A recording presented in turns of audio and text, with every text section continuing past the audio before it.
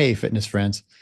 I just wrote a new post on creatine, and so I'm going to read it to you because a lot of people like to go about their busy days and listen or watch a video.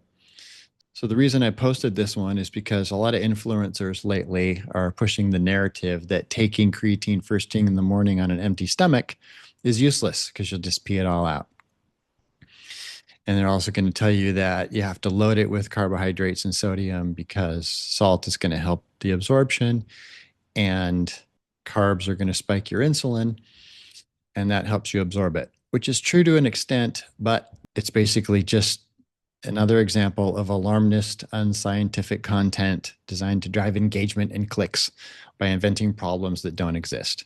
The claim that empty stomach morning ingestion leads to total excretion is factually incorrect. Bioavailability is actually really high. Creatine monohydrate has nearly 100% bioavailability in humans. Of course, assuming that your source is quality. Regardless of whether you take it on an empty stomach or with food, the vast majority of the dose is absorbed by the intestines and enters the bloodstream. Once creatine is in your blood, your kidneys do not immediately excrete it unless your serum levels exceed the renal threshold, which is extremely high. The creatine just circulates, waiting for uptake into tissues. Taking it in the morning actually allows it to remain in circulation while you go about your day, providing a steady supply for the muscle cells to utilize. Some people try to point out that keto people can't absorb creatine because sometimes they can be kind of crappy at making sure they're getting enough salt in their diet and they're not getting any carbs, so they're not getting any meaningful insulin spikes. But that being said, some keto people are getting elevated serum creatinine on blood tests, but influencers often misinterpret this as kidney damage or problems for your kidneys. Consuming exogenous creatine does increase serum creatinine, but this is an expected metabolic byproduct of increased intracellular creatine phosphate, not a sign of kidney problems. Ketogenic diets do often cause water loss and reduced plasma volume, and this can cause a temporary artificial spike in creatinine readings. But ignore the alarmists.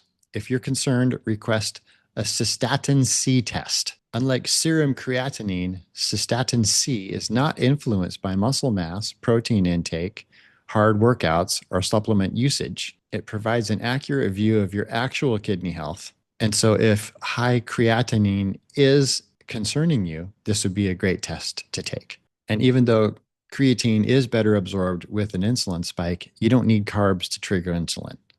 A large bolus of protein, 30 to 50 grams, especially leucine-rich sources, always triggers enough insulin to assist in sequestration. And remember that your ceiling for muscle storage of creatine is fixed, and steady daily intake is the only metric that matters. So bottom line is taking it in the morning on an empty stomach is perfectly fine. The body will sequester it as long as you're consistent. But even if you're a low salt eater and you're not getting insulin spikes, the body's still going to figure it out. It's smart enough to store it anyways. You might need more consistency and a little bit higher dosage, but it's still going to figure it out and it's still going to do it. So stop falling for the hack culture.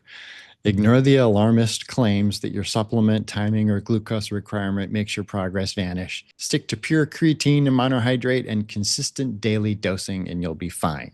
But always remember, I'm not a doctor, so talk to yours before taking any advice from me or anyone else on the internet, and always do your own research. And here's a link to my post on this in case you do like reading and you want to see the references. Now go make it a great day. And that's all I have to say about that.